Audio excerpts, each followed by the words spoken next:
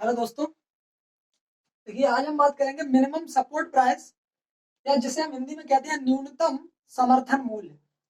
न्यूनतम समर्थन मूल्य या मिनिमम सपोर्ट प्राइस को शॉर्ट में हम एमएसपी के नाम से जानते हैं। किसके नाम से? MSP means minimum support price.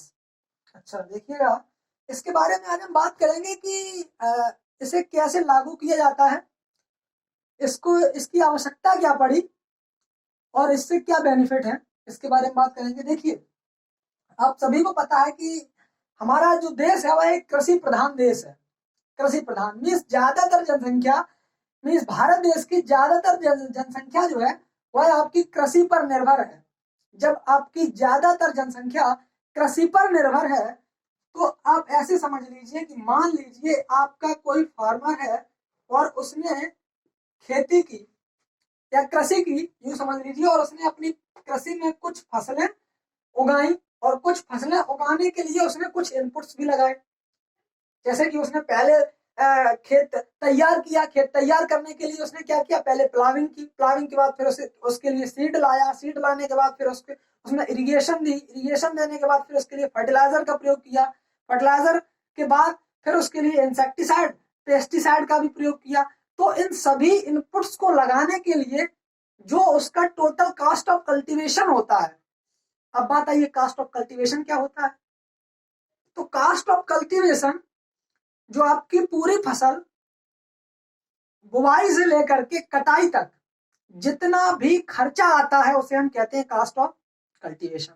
ठीक है, तो जितना भी आपका कास्ट ऑफ कल्टीवेशन आता है उसी को मद्देनजर रखते हुए उसी के हिसाब से ये एमएसपी निर्धारित की जाती है। अच्छा, देखिए, इसकी आवश्यकता क्या पड़ी, बात करते हैं इसकी आवश्यकता क्या पड़ी। आपको पता है कि हमारे देश में मंडियों का क्या हाल है? जो मंडी होती हैं उनका क्या हाल है? कुछ फसलें ऐसी हैं जो कि आपकी जिन पर एमएसपी लागू की जाती है और कुछ फसलें ऐसी हैं जिन पर एमएसपी लागू नहीं की जाती है। बात करते हैं कि अब प्रेजेंट टाइम में कौन कौन सी ऐसी फसलें हैं, या टोटल कितनी ऐसी फसलें हैं जिन पर एमएसपी लागू की जाती है। तो देखिए, टोटल जो आपकी 22 फसलें हैं खरीफ सीजन की, जिन पर आपकी जो है एमएसपी लागू की जाती है। टोटल आपकी 22 कमोडिटीज हैं जिन पर एमएसपी लागू की जाती है। 22 प्लस इसमें शुगर केन को भी जोड़ दिया जाता है। शुगर केन, तो शुगर केन को मिला करके ये टोटल जो आपकी हो गई वह 23 कमोडिटीज हो गई जिन पर एमएसपी लागू की जाती है। अब देखिए, एमएसपी लागू करने की हमें आवश्यकता क्या पड़ी? एमएसपी लागू करने की आवश्यकता हमें यह पड़ी कि जैसे आपको पता है कि हमारे देश में मंडियों का क्या हाल है। यदि कोई किसान जब खेती करता है तो उसके लिए वह पूरे के पूरे अपना पूरा का पूरा एफर्ट लगा देता है, पूरे के पूरे इनपुट्स लगा देता है, उसमें पूरी अपनी जान झोंक देता है कि हमें अच्छे से अच्छा प्रोडक्शन मिले। लेकिन जब अच्छे से अच्छा प्रोडक्शन मिलता है और प्रोडक्शन लेने के बाद जब वह मंडियों में ले जाता है अपने किसी भी फसल को, जब मंडियों में ले जाता है तो उसका उसका जो प्राइस होता है वह नीचे गिर जाता है। क्यों? क्योंकि जब प्रोडक्शन ज्यादा होता है, पता है आपको कि जैसे हमारे देश की मंडियां हैं, जब प्रोडक्शन ज्यादा होता है तो उसकी जो वैल्यू होती है या उसकी जो कीमत होती है वह गिर जाती है। प्राइस जो होते हैं वह उसके गिर जाती है। जैसे कि आपने देखा होगा, आपकी जो टमाटर है, टमाटर की फसल है, या कुछ ऐसी सब्जियों की फसल है जिन पर एमएसपी लागू नहीं की जाती है, तो उनके जो प्राइस होते हैं या उनके जो दाम होते हैं, उनके दामों में इतना डिफरेंस देखने को मिलता है कि जैसे आप एक दिन मंडी में जाइए, एक दिन उस टमाटर 10 रुपए प्रति किलोग्राम है, जब 10 रुपए प्रति किलोग्राम है और आपको लगभग 2-4 दिनों के बाद पता चलेगा यदि उसकी कमी पड़ गई तो यही टमाटर जो 10 रुपए किलो प्रति किलोग्राम था ना, वही टमाटर आपका 2-4 दिन बाद यदि उसकी कमी पड़ जाती है तो वही टमाटर आपका 80 से 100 रुपए किलोग्राम के हिसाब से मिलता है, क्योंकि इस पर कोई एमएसपी लागू नहीं की गई है। इसे व्यापारी जितना भी चाहे अपने हिसाब से बेच सकता है। लेकिन आवश्यकता हमें यही पड़ी कि जब किसान अपने पूरे की पूरी फसल पर जब पूरे इनपुट्स देता है, पूरी जान झोंक देता है, और यदि वह प्रोडक्शन अच्छा लेता है और प्रोडक्शन अच्छा लेने के बाद भी जब उसे पूरी की पूरी तरीके से फसल के दाम नहीं मिलते हैं, तो सरकार ने क्या किया, या कुछ ऐसे वैज्ञानिक आए, उन्होंने किया कि जो है आपका किसान है वह बहुत ही बुरी तरीके से परेशान है। जो खरीफ की सीजन में जो फसलें उगाई जाती हैं, जैसे कि आपकी हो गई पैडी ना, तो ऐसी जो आपकी ये फसलें हैं इनको बहुत ज्यादा नुकसान होता था किसानों का। तो सरकार ने क्या किया, सरकार ने जो है इन पर एमएसपी लागू की, एमएसपी लागू की। तो एमएसपी लागू करने के लिए सबसे पहले क्या किया गया, एमएसपी जो है आपकी एक प्रधानमंत्री थे, आप सभी को पता होगा, स्वतंत्र भारत के बाद जो आपके सबसे पहले प्राइम मिनिस्टर बने उनका नाम था पंडित जवाहरलाल नेहरू। तो पंडित जवाहरलाल नेहरू ने एमएसपी के बारे में सबसे पहले चर्चा की थी। यदि आपसे पूछ दिया जाए कि ऐसे कौन से प्रधानमंत्री हैं जिन्होंने एमएसपी पर पहली बार चर्चा की थी, तो उनका नाम था पंडित जवाहरलाल नेहरू। तो उन्होंने बताया था कि एमएसपी हमारे देश में लागू की जाए। अच्छा, देखिए एक कमीशन बनाया गया आपका जो है FCI, food corporation of India, food corporation of India 1964 में बनाया गया। इसके तहत क्या हुआ कि जो आपकी फसलें आती थी वो इसको एकत्र या कलेक्ट करके रखता था, और कलेक्ट करने के बाद जब किसी देश में जो है, या सॉरी अपने देश में जहां पर भी आपातकालीन जैसा कुछ माहौल देखने को मिलता था तो वहां पर ये उन चीजों को पहुंचाती थी। अच्छा, एफसीआई ने क्या किया कि कुछ ऐसी संस्था बनाई जाए जहां पर किसी फसल को एक उचित मूल्य पर खरीदा जाए। तो 1964 के बाद क्या हुआ, एक 1965 में एक संस्था बनाई गई जिसका नाम दिया गया agriculture price commission, agriculture price commission. ये एक संस्था बनाई गई एग्रीकल्चर प्राइस कमीशन, जिस पर और यह कब बनाई गई, 1965 में। 1965 में एग्रीकल्चर प्राइस कमीशन संस्था बनाई गई जो कि आपके एमएसपी को निर्धारित करती थी या तय करती थी। अच्छा, इसी को 1965 के बाद 1965 के बाद इसका नाम बदल करके 1985 में इसी का नाम बदल के CACP रख दिया गया। अच्छा, CACP का पूरा नाम जो होता है वह होता है commission on agriculture cost and product. इसी का नाम बदल करके एग्रीकल्चर प्राइस कमीशन, APC जैसे हम बोल सकते हैं, APC, इसी का नाम बदल करके 1985 में CACP रख दिया गया, means commission on agriculture cost and product रख दिया गया। ठीक है, अब इसका काम क्या था, इसका काम यह था कि जो आपकी फसलें हैं उन फसलों का एमएसपी तय करना या निर्धारित करना। सिर्फ यह जो है, यह कमीशन एग्रीकल्चर की जो आपकी फसलें आती हैं उनको, उनकी एमएसपी सिर्फ तय करती है, ना कि उनको लागू करती है। लागू करने का काम भारत सरकार के द्वारा किया जाता है और तय करने का कार्य आपका CACP जो कमीशन है उसके द्वारा किया जाता है। तो इन चीजों में आप बहुत ही ध्यान से पढ़िए। कभी कभी क्वेश्चन पूछ दिया जाता है कि जो है आपका एमएसपी को निर्धारित कौन करता है, एमएसपी को लागू कौन करता है, एमएसपी को तय कौन करता है। तो एमएसपी को तय किया जाता है कमीशन CACP के द्वारा, और एमएसपी को लागू कौन करता है, तो लागू करता है या कहा जाता है कि अनाउंसमेंट किया जाता है किसके द्वारा, भारत सरकार के द्वारा। और भारत सरकार के द्वारा प्रत्येक वर्ष खरीफ सीजन की या प्रत्येक वर्ष प्रत्येक फसल की जो एमएसपी है वह लागू की जाती है। अब बात आई कि खरीफ सीजन की जो एमएसपी है वह कब लागू की जाती है, तो खरीफ सीजन की प्रत्येक वर्ष जून के महीने में एमएसपी लागू की जाती है, जो कि अभी रिसेंटली कुछ ही दिन हुए हैं तब हुई है। तो उनके बारे में हम चर्चा करेंगे। अभी आपको बताएंगे कि कौन सी फसल की कितनी एमएसपी इस साल रखी गई है, उसके बारे में बताएंगे। देखिए, जून फसल में प्रत्येक वर्ष जून के माह में आपकी जो एमएसपी है वह खरीफ सीजन की अनाउंसमेंट की जाती है। ठीक है, अच्छा ये बात होगी आपकी। इसमें हम आपको बता दें कि सबसे पहले यदि आपसे पूछ दिया जाए कि ऐसी कौन सी फसल थी जिसकी एमएसपी सबसे पहले निर्धारित की गई या बनाई गई, तो वह थी आपकी वीट। कौन सी, वीट। अब वीट जो है यह आपकी रबी सीजन की फसल है, ठीक है।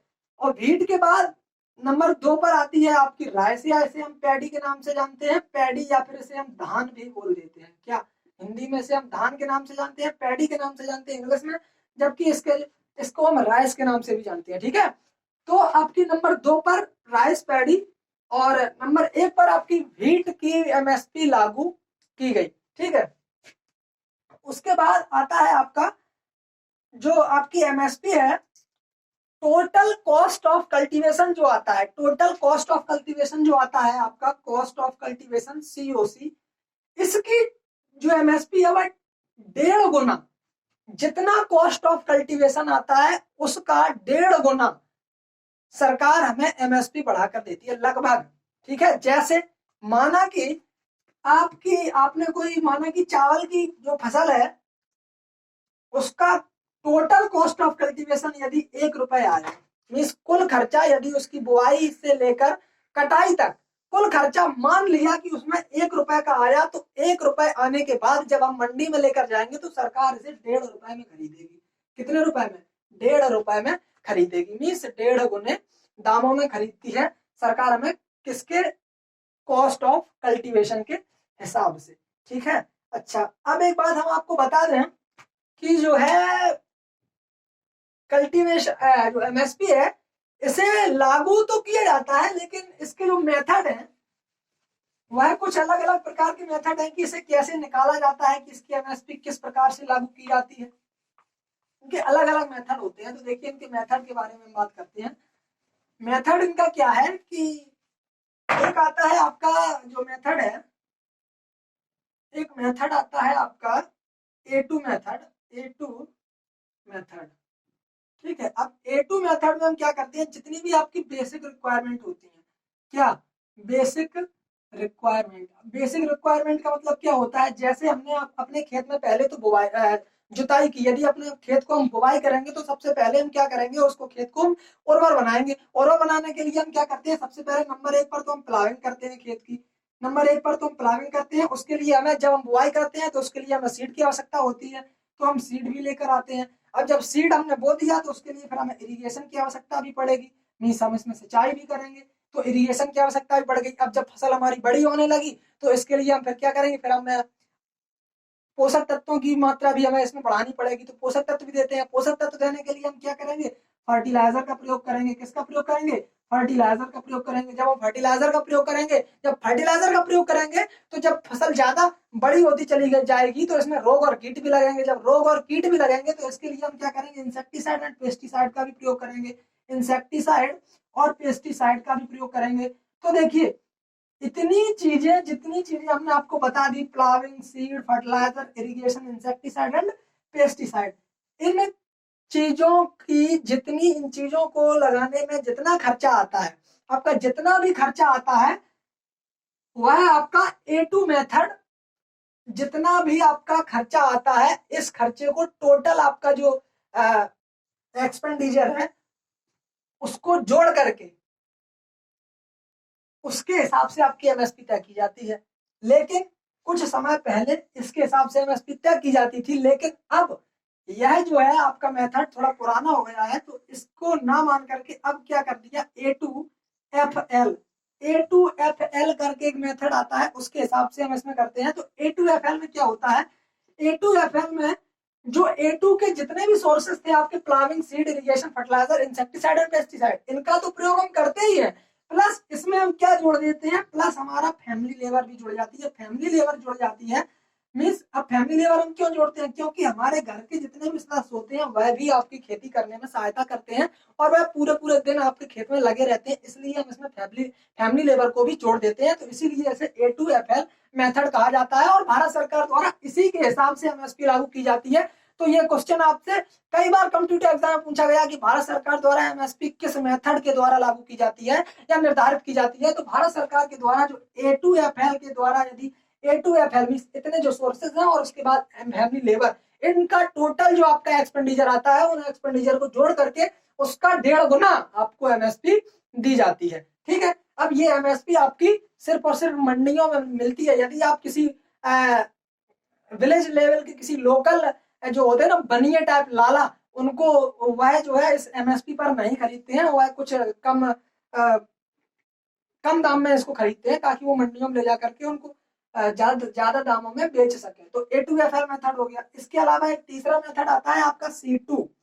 देखिए C2 मेथड में क्या है, C2 मेथड में एक तो बेसिक रिक्वायरमेंट में आपका A2 वाला मेथड, दूसरा A2FL, means A2 method plus A2FL method, दोनों चीजें हो गई।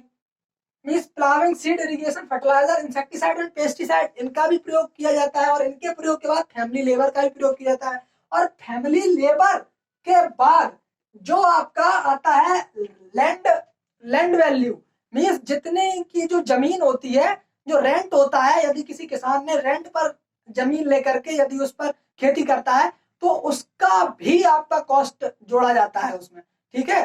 तो एमएस स्वामीनाथन, जो कि आपको पता है कि एक भारत के बहुत ही बड़े कृषि वैज्ञानिकों में से एक हैं, उन्होंने इस पर कई बार चर्चा की। उन्होंने कहा कि जो किसानों को एमएसपी दी जाती है वह एमएसपी जो है आपकी C2 मेथड के हिसाब से दी जानी चाहिए, लेकिन अभी तक ऐसा कोई सक्सेस नहीं मिला है हमको। C2 मेथड के हिसाब से ना दे करके भारत सरकार अभी तक हमें A2FL के हिसाब से एमएसपी निर्धारित करती है, ठीक है। इसमें लैंड वैल्यू नहीं जोड़ी जाती है, या जैसे रेंटल वैल्यू पर जो किसान खेती करते हैं जमीन को लेकर के, उनके लिए थोड़ा फायदा कम होता है, क्योंकि जो है आपका उसमें रेंट ज्यादा लग जाता है। यदि रेंटल वैल्यू वाले किसानों के लिए भी एमएसपी का ऐसा कोई चांस रख दिया जाए तो किसानों को थोड़ा ज्यादा फायदा होगा, ठीक है। तो A2 मेथड, A2FL मेथड और C2 मेथड, ये आपके तीन मेथड है जिनके हिसाब से आपकी एमएसपी निर्धारित की जाती है, जिसमें सबसे ज्यादा प्रचलित है जो आपका A2FL मेथड है, और इसी मेथड के हिसाब से आपको जो है भारत सरकार एमएसपी लागू करती है, ठीक है। अच्छा, इसके अलावा अब हम आपको बताएंगे कि जो आपकी फसल, कौन कौन सी फसलें हैं और उनमें जो है कितनी एमएसपी लागू की गई है, और कितना उसमें जो है प्रॉफिट हुआ है पिछले साल की अपेक्षा। देखिए, क्रॉप लिख लेते हैं, द क्रॉप, क्रॉप के बाद एमएसपी 2021-22, 21-22, ठीक है। RS पर क्विंटल, पर क्विंटल, ठीक है। अब उसके बाद इंक्रीज, इंक्रीज इसे हम बोनस लिख सकते हैं, बोनस या फिर इंक्रीज, इंक्रीज, ठीक है, इन एमएसपी, ठीक है। उसके अलावा बोनस, इंक्रीज, और उसके बाद आता है रिटर्न्स, रिटर्न्स हमें कितना मिला, कितने प्रतिशत फायदा मिला, रिटर्न्स, ठीक है। तो देखिए, returns over cost, over cost, ठीक है। देखिए, सबसे पहले आपकी जो खरीफ सीजन की जो फसल आती है उसका नाम है पैडी, ऐसे हम राइस के नाम से भी जानते हैं, ठीक है। तो इसकी जो प्रेजेंट टाइम में एमएसपी रखी गई है 2021-22 के लिए, वह है आपकी 1940 रुपए। कितनी है? 1940 रुपए इसकी एमएसपी रखी गई है। और इसके लिए बोनस हमें कितना मिला? जो बोनस का मतलब होता है कि पिछले साल की अपेक्षा जितनी एमएसपी हमें प्राप्त होती है, पिछले साल की अपेक्षा जो इस साल एमएसपी लागू हुई है उसमें कितनी बढ़ोतरी हुई, उसे हम बोनस या इंक्रीज इन एमएसपी बोलते हैं।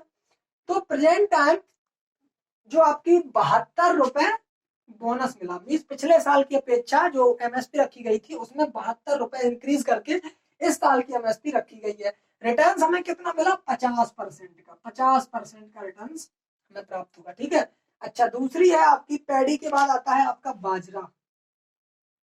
देखिए, बाजरा हमने एक लिस्ट बनाई हुई है, उसी के हिसाब से हम आपको बता रहे हैं। बाजरा की जो एमएसपी है इस समय वह है आपकी 2250 रुपए। कितनी? 2250 रुपए, ये प्रति कुंटल के हिसाब से है, ठीक है। 2250 रुपए। इसमें जो आपका बोनस या इंक्रीज हुई है पिछले साल की अपेक्षा 100 रुपए एमएसपी इसमें इंक्रीज हुई है, और इसके लिए जो आपका परसेंटेज जो रिटर्न्स मिला है वह 85% मिला है, ठीक है। रागी एक फसल आती है, रागी। तो रागी में देखिए, रागी में आपका 3,377 रुपए प्रति कुंटल इसकी एमएसपी रखी गई है। अब इसमें जो बोनस मिला हुआ है 82 रुपए का, ठीक है। और इसमें 50% रिटर्न्स मिला है, ठीक है। रागी, रागी के अलावा आता है आपका मेज, मेज माने मक्का। तो मक्का के लिए जो आपकी एमएसपी रखी गई है 1,870 रुपए, ठीक है। 1,870 रुपए, 20 रुपए इसमें बोनस है, और 50% इसके लिए रिटर्न्स है, ठीक है। मेज, तुर जिसे हम बोलते हैं, तुर या अरहर बोलते हैं, जिसे हम अरहर बोलते हैं, जिसको जिसका साइंटिफिक नाम होता है कैजानस कजान, ठीक है। तो कैजानस कजान का जो एमएसपी है खजाना कल्याण की जो एमएसपी है वह है आपकी 6300 रुपए। कितनी है? 6300 रुपए। और 6300 रुपए के अलावा इसमें जो बोनस प्राप्त हुआ है वह पिछली साल की अपेक्षा 300 रुपए बढ़ा करके इसे रखा गया है। ठीक है, कितना? 300 रुपए बढ़ाकर रखा गया है। इसमें जो परसेंटेज है वह आपका 62% है।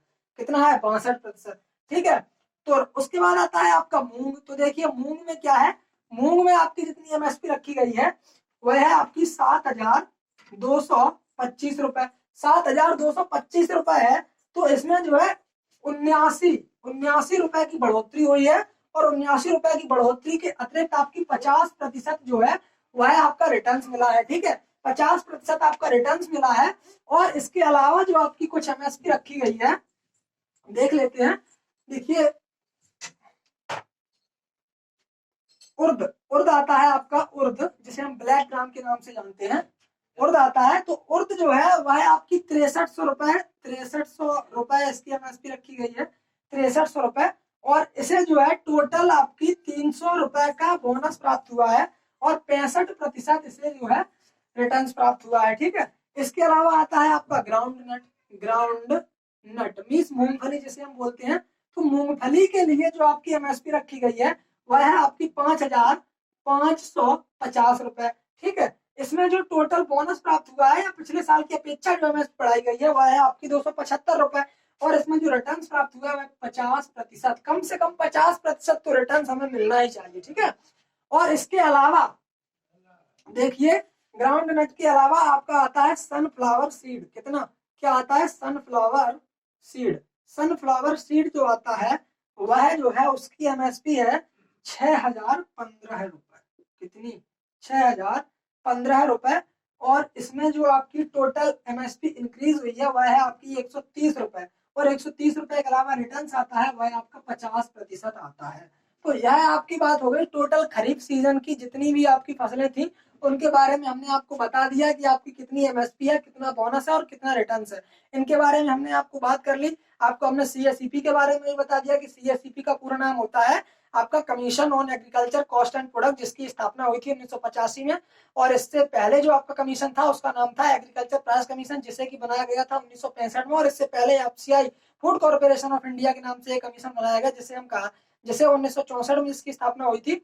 तो ये सारे कमीशन थे जो कि एमएसपी के अंतर्गत आते हैं। और इसके अलावा जो है आपकी प्रत्येक वर्ष जो जून में प्रत्येक वर्ष खरीफ के सीजन में जो आपकी एमएसपी निर्धारित की जाती है वह आपकी जून के महीने में ही की जाती है। यह क्वेश्चन भी आपसे पूछ लिया जाता है कई बार। और इसके अलावा जो भारत सरकार, यह भी आप ध्यान में रखना कि लागू कौन करता है? लागू करता है एमएसपी को भारत सरकार, लेकिन तय करती है कौन सी? सीएसईपी कमीशन के द्वारा तय किया जाता है। ठीक है, तो ये आपका डाटा था एमएसपी के बारे में। और सबसे पहले किस फसल पर आपकी एमएसपी लागू की गई थी? तो वह फसल थी, उसका नाम था व्हीट। और दूसरे नंबर पर जो फसल थी उसका नाम था आपका पैडी। तो टोटल आपकी कितनी कमोडिटीज हैं जिन पर जो है आपकी एमएसपी लागू की जाती है? तो वह कुल कमोडिटीज आपकी 22 हैं। 22 के अलावा आपकी एक आती है शुगर केन।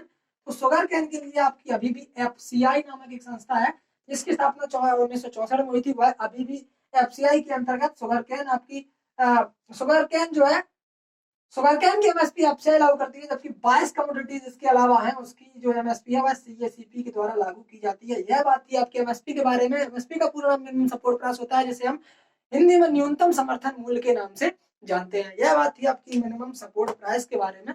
यदि वीडियो आपको अच्छा लगा हो तो वीडियो को लाइक कमेंट शेयर अवश्य करें और वीडियो को सब्सक्राइब, और यदि आप हमारे चैनल पर नए हो तो चैनल को सब्सक्राइब अवश्य कर लेना। आपसे मिलेंगे अगले वीडियो में, तब तक के लिए जय हिंद, जय भारत, धन्यवाद।